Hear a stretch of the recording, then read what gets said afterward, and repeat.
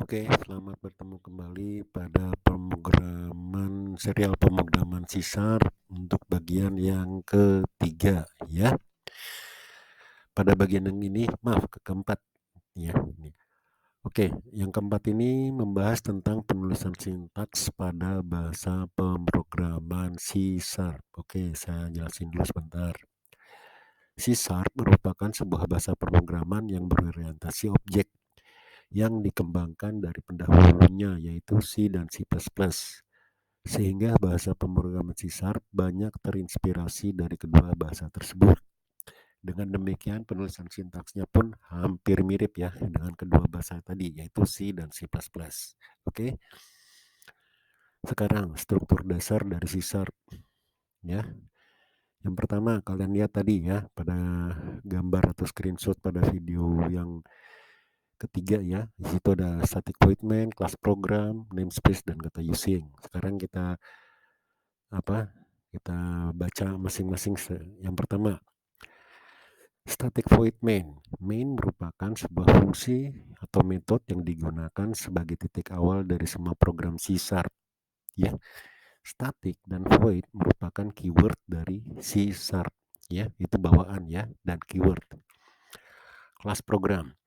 Program merupakan nama dari kelas project yang telah dibuat ya, yang digunakan sebagai tempat meletakkan konsep-konsep codingan ya. Berarti program itu nama dari kelas ya. Yang berikutnya namespace. Namespace merupakan sebuah nama yang berfungsi untuk menampung satu atau beberapa kelas. Yang terakhir adalah kata using. 4 baris pertama pada kode di atas yaitu static, kelas program, dan namespace itu menyatakan bahwa program tersebut akan menggunakan namespace yang disebutkan di situ. Oke ya, itu struktur dasar dari C#. Lalu yang berikutnya, AMB adalah penulisan komentar. Pada umumnya, komentar digunakan sebagai informasi pada setiap codingan program. Selain itu, komentar juga dapat digunakan untuk menonaktifkan sebuah codingan. Sintaks dari penulisan komentar adalah, kalian lihat di situ ya. Kalau slash-nya 2 itu berarti komentar satu baris. Slash lalu diikuti komentar ya, satu baris saja. Kalau lebih dari satu baris itu dimulai dulu dengan slash lalu bintang, lalu tulis komentar. Lebih dari satu baris, mau 2, mau 3, mau berapapun baris, lalu pada akhir dari komentar ditutup dengan tanda bintang dan slash kembali. Oke ya, itu untuk yang struktur dasar dan tulisan komentar. Kita lanjut ke video yang berikutnya. Oke, pada video yang kedua tentang penulisan sintaks ini adalah pembahasan tentang identifier dan keyword. Oke, kita baca sama-sama ya. Identifier merupakan sebuah fungsi yang digunakan untuk mengidentifikasi kelas, variabel, fungsi, atau item yang ditetapkan oleh user atau programmer. Karakteristik dari identifier itu sendiri adalah yang pertama, identifier harus dimulai dengan huruf ya, tidak yang dapat diikuti oleh serangkaian huruf lainnya. Misalnya A lalu diikuti dengan B, C, D atau huruf lainnya ya. Lalu juga dengan angka dari angka 0 sampai 9 dan juga garis bawah atau underline ya. Yang kedua, karakter pertama dari identifier tidak boleh berubah angka. Ingat itu ya, nggak boleh berubah angka.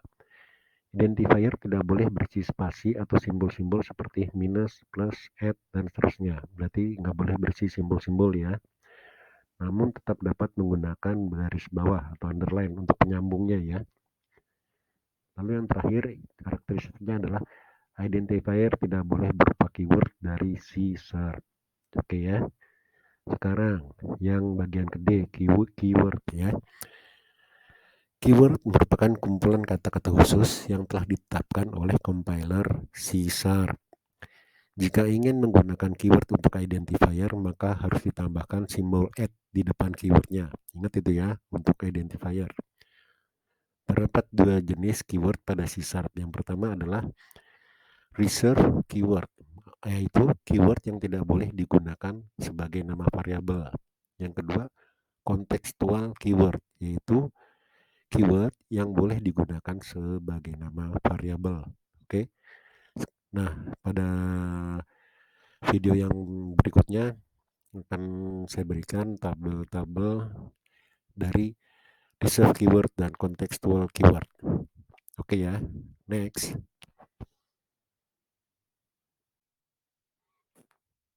Ya, inilah daftar dari reserved keyword dan contextual keyword ya. Dibedakan ya di sininya ya. Oke, saya bacakan dulu yang secukupnya aja ya. Pada reserved keyword kalian lihat di situ abstract, as, base, bool itu boolean ya, byte, case dan seterusnya sampai baris terakhir adalah volatile dan while. Itu reserved keyword. Sementara yang contextual keyword, add, alias, ascending, dan seterusnya sampai baris terbawah adalah partial atau method, remove, select, dan set.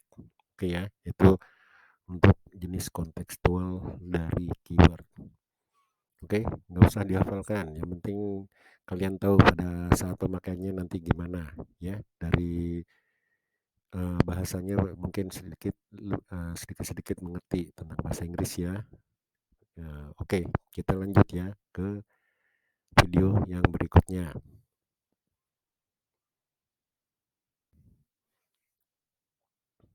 Oke, untuk penulisan sintaks yang selanjutnya yang ada di video ini yang di hadapan kalian ini adalah tentang penulisan statement dan ekspresi, penulisan blok kode, dan gaya case dari C#. Oke, kita baca sama-sama ya. Mulai dulu penulisan statement dan ekspresi. Setiap penulisan statement dan ekspresi pada C# harus diakhiri dengan tanda titik koma. Ingat ya, ada tanda titik koma belakangnya. Pada umumnya error atau kesalahan pada codingan string terjadi pada bagian ini. Jadi titik koma itu penting ya. Contohnya console writeline hello world, lalu yang berikutnya console writeline tutorial C# selalu diakhiri dengan titik koma pada bagian terakhirnya. Oke ya, gampang itu untuk penulisan statement dan ekspresi. Sekarang tentang penulisan kode. Oke. Blok kode merupakan suatu bagian yang digunakan untuk membungkus statement pada C# dengan menggunakan tanda kurung kurawal ya. Karena kurung kurawal buka, lalu diisi codingan, lalu ditutup dengan tanda kurawal tutup. Contohnya, if hujan, maka kurung kurawal buka, console writeline, sedia payung, ya, titik koma, ya. Else berarti yang bawahnya ya, console writeline, sedia jas hujan, ya. Jika hujan, maka tampilkan kalimat sedia payung dan sedia jas hujan, lalu diakhiri dengan kurung kurawal tutup. Itu maksudnya penulisan blok kode ya, diawali dengan kurung kurawal buka dan diakhiri dengan kurung kurawal tutup. Sekarang gaya case dari C#. Oke. Untuk penulisan case, C# menggunakan Pascal case dan Camel case ya. Itu bahasa pemrograman ya, Camel. Nama kelas dan fungsi selalu diawali dengan huruf besar dan ditulis secara terhubung. Jadi nggak boleh dipisahkan atau ada spasi ya. Contohnya kalian lihat. Di sini nama kelasnya adalah kelas uji coba. Lalu kurung kurawal buka berarti blok kode ya. Ini ada nama fungsi yaitu void coba hitung. Void itu fungsi ya. Nanti akan dijelaskan pada serial video yang berikutnya. Lalu diakhiri dengan kurung kurawal tutup. Sedangkan contoh dari nama variabel adalah kalian lihat itu string ABCD, string kali angka. Selalu diakhiri dengan titik koma setiap codingan ya. Oke ya, jelas? Belum lagi codingan. Kita lanjut ke video yang berikutnya.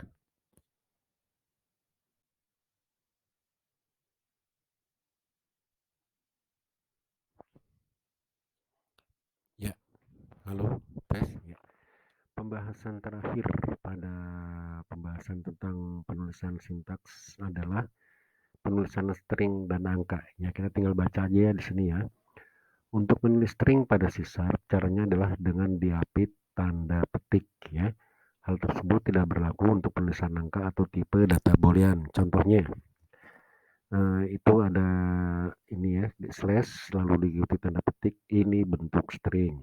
Lalu 17 itu slashnya adalah angka 1. 17.17 itu angka 2. False adalah boolean. Oke, gampang ya. Ini baru contoh, belum masuk ke codingan kok. Nah, saya harus menjelaskan semua dulu ya, maksudnya biar Anda mengerti ya apa yang harus di contoh-contoh penulisan sintaks, jenis codingannya, dan seterusnya dan seterusnya.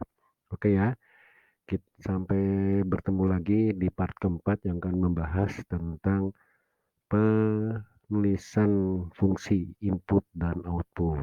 Oke, semoga makin ini terus kalian ya, jangan bosan-bosan. Codingan tuh bikin kalian pinter loh. Ya, oke, sampai berjumpa lagi.